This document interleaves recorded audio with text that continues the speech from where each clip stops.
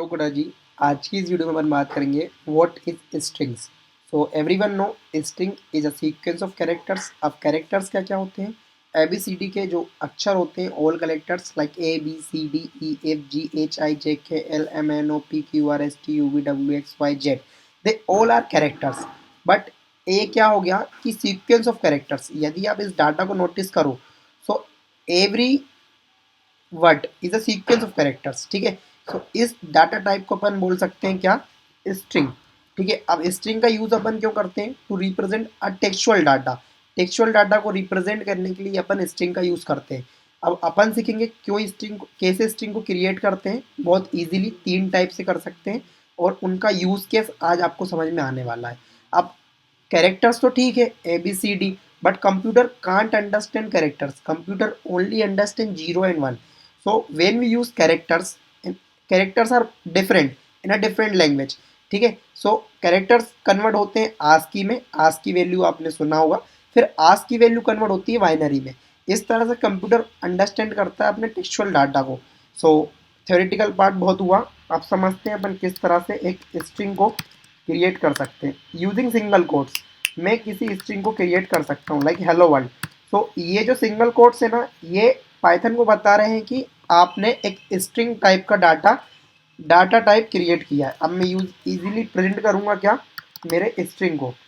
ठीक है, string, this is my string variable. ठीक है, तो मुझे इजीली आउटपुट क्या मिलेगा? Hello world. ठीक है, अब समझते हैं कि डबल कोड से भी अपन स्ट्रिंग को रिप्रेजेंट कर सकते हैं लाइक दिस।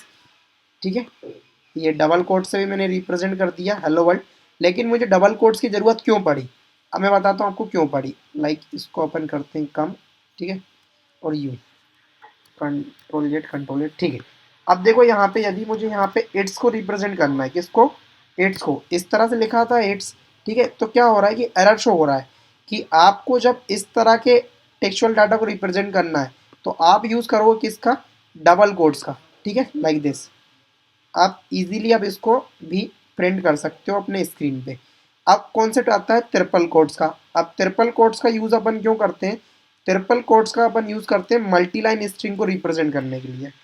इसको करता हूँ मैं पहले डिलीट एंड देन जस्ट। ठीक है, ट्रिपल कोट्स। अब triple quotes multi line string क्या हुई? Pro coder ji hi every one.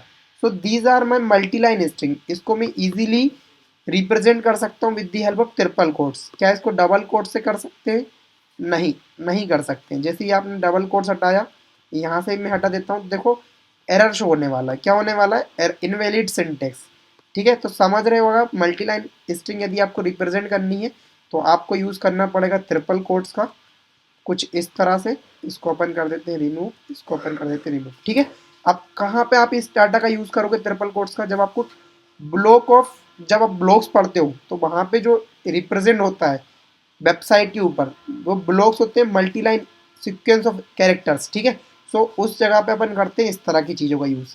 अब अपन एक तरीके से और यूज़ कर सकते हैं स्ट्रिंग को रिप्रेजेंट करना है। मान लो यहाँ पे एक v नाम का वेरिएबल है। अब मैं str फंक्शन का यूज़ करके किसी भी इंटीजर को, ये 3 क्या है? इंटीजर है।